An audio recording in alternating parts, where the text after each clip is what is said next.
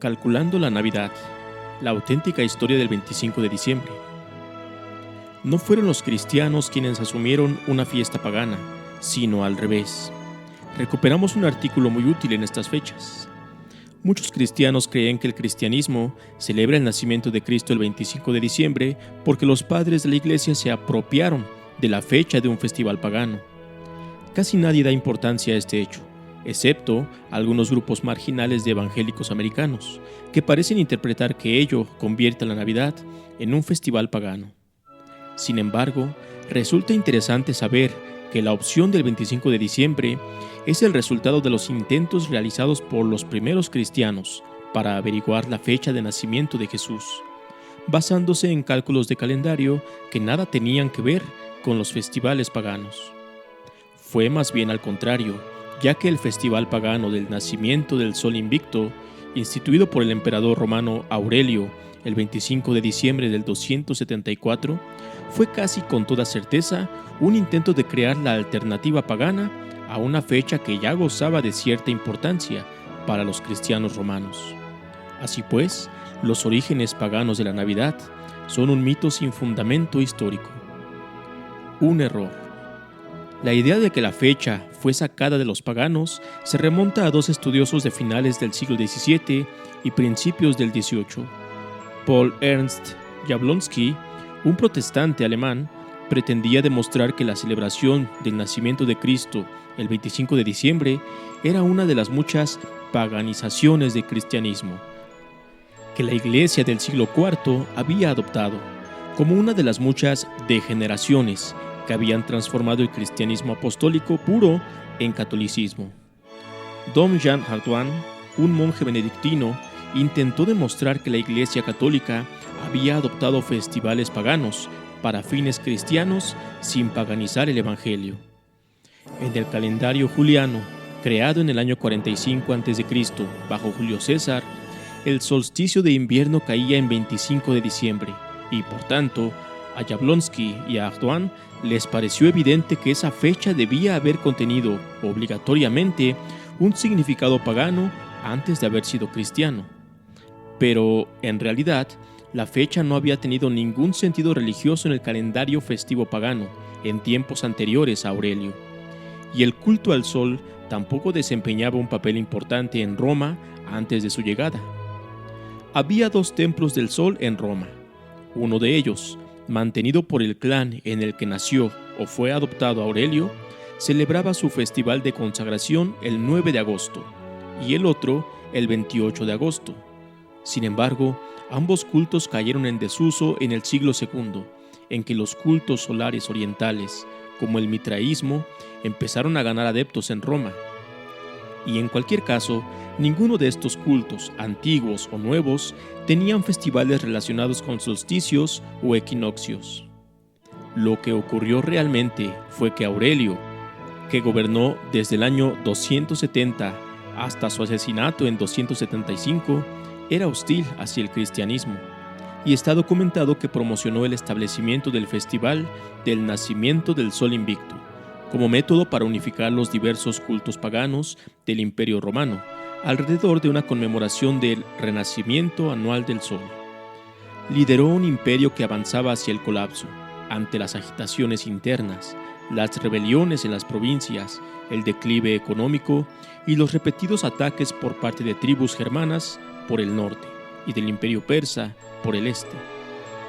Al crear esa nueva festividad, su intención era que el día 25, en el que comenzaba a alargarse la luz del día y a acortarse la oscuridad, fuera un símbolo del esperado renacimiento o eterno rejuvenecimiento del Imperio Romano, que debía ser el resultado de la perseverancia en la adoración de los dioses, cuya tutela, según creían los romanos, había llevado a Roma a la gloria y a gobernar el mundo entero. Y si podía solaparse con la celebración cristiana, mejor aún. Una consecuencia.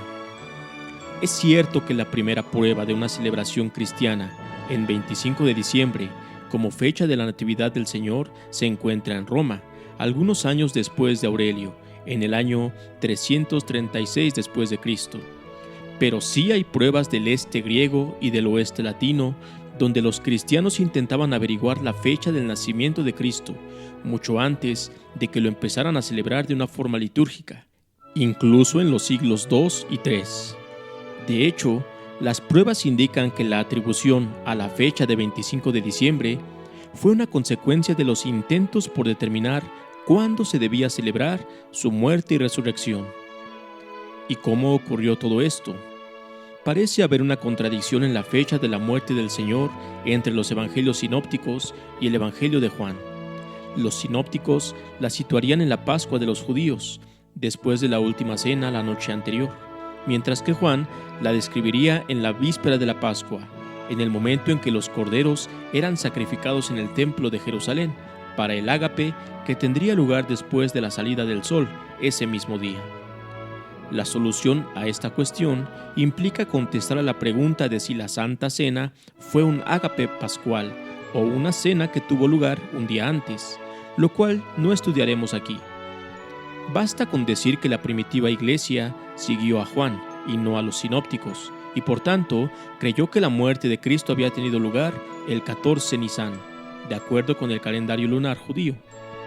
Por cierto, los estudiosos modernos se muestran de acuerdo con que la muerte de Cristo podría haber tenido lugar en el año 30 o en el 33 después de Cristo, ya que estos son los únicos años de esa época en los que la vigilia de Pascua podía haber caído en viernes. Las posibilidades son, por tanto, el 7 de abril del 30 o el 3 de abril del 33. Sin embargo, dado que la iglesia primitiva fue forzosamente separada del judaísmo, entró en un mundo de calendarios distintos y tuvo que instaurar sus propios momentos para celebrar la pasión del Señor, en parte también para independizarse de los cálculos rabínicos de la fecha de Pascua. Por otra parte, como el calendario judío era un calendario lunar que constaba de 12 meses de 30 días cada uno, cada pocos años debía añadirse un mes 13º, por un decreto del Sanedrín, para mantener el calendario sincronizado con los equinoccios y los solsticios, así como para evitar que las estaciones se fueran desviando hacia meses inapropiados.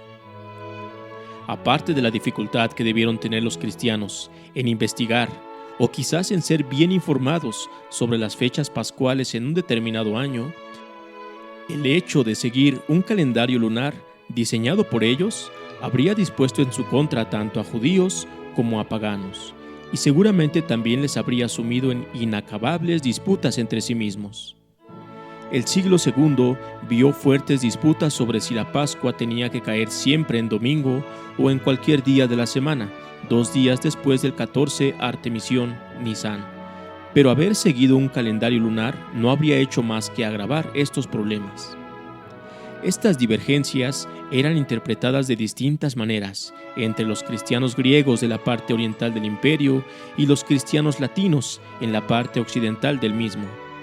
Parece ser que los cristianos griegos quisieron encontrar una fecha equivalente a su 14 Nisan en su propio calendario solar, y dado que el Nisan era el mes en el que tenía lugar el equinoccio de primavera, eligieron el 14 de Artemisión, el mes en el que el equinoccio de primavera caía invariablemente en su propio calendario. Alrededor del 300 después de Cristo, el calendario griego fue solapado por el romano, y como las fechas de principio y final de los meses en estos dos sistemas no coincidían, el 14 Artemisión se convirtió en el 6 de abril. No obstante, parece que los cristianos latinos del siglo II en Roma y África del Norte querían establecer la fecha histórica en la que murió Jesús. En la época de Tertuliano, alrededor del 155-220 después de Cristo, habían concluido que murió en viernes, 25 de marzo del 29. Como nota aparte, debo hacer constar que ello es imposible. El 25 de marzo del 29 no cayó en viernes, y la víspera de Pascua judía, en el 29 después de Cristo, no caía en viernes ni en 25 de marzo, ni siquiera en el mes de marzo. Edad integral. Así pues, en el este tenemos el 6 de abril y en el oeste el 25 de marzo. Llegados a este punto, debemos introducir una creencia que parece ser que se propagó en el judaísmo en el tiempo de Cristo, pero la cual, como no aparece en la Biblia, no han tenido presente los cristianos. Se trata de la edad integral de los grandes profetas judíos. La idea de que los profetas de Israel murieron en la misma fecha que la de su nacimiento o concepción.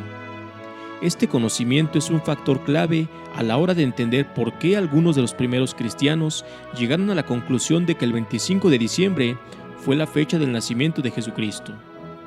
Los primeros cristianos aplicaron esta idea a Jesús, con lo que el 25 de marzo y el 6 de abril no solo eran las supuestas fechas de la muerte de Jesús, sino también las de su concepción o nacimiento.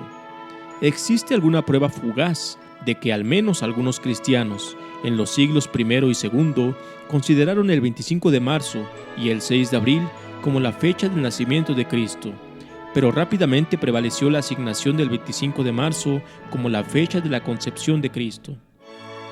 Y es en este día, conmemorando casi universalmente entre cristianos como la fiesta de la Anunciación, cuando el arcángel Gabriel llevó la buena nueva de un Salvador a la Virgen María, con cuyo consentimiento la palabra de Dios, luz de luz, Dios verdadero del Dios verdadero, nacido del Padre antes de todos los tiempos, se encarnó en su vientre.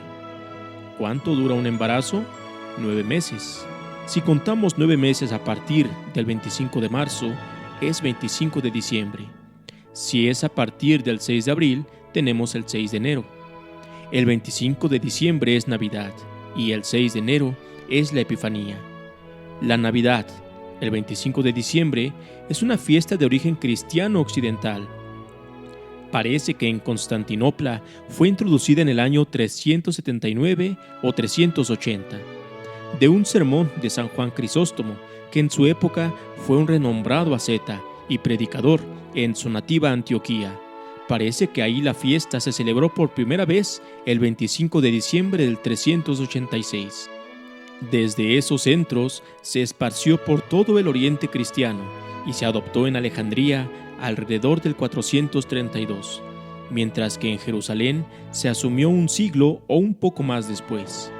Los armenios, solos entre las iglesias cristianas antiguas, nunca la adoptaron y hasta hoy llevan celebrando el nacimiento de Cristo, la adoración de los reyes y el bautismo el 6 de enero.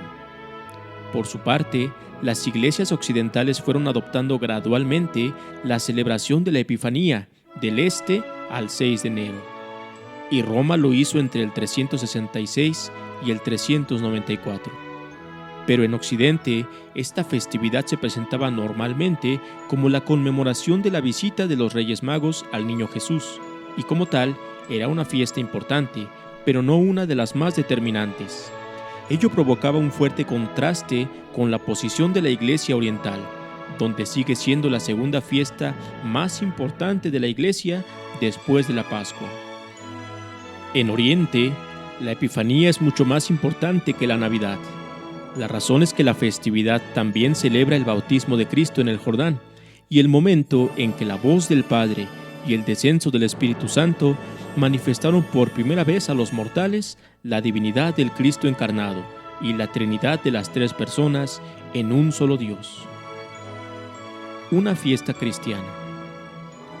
Así pues, parece que el 25 de diciembre, como fecha del nacimiento de Cristo, no está en absoluto en deuda con las influencias paganas en las prácticas de la Iglesia durante o después del tiempo de Constantino. Es totalmente improbable que fuera la fecha exacta del nacimiento de Cristo, pero surgió estrictamente de los esfuerzos de los primeros cristianos latinos para averiguar la fecha histórica de la muerte de Cristo.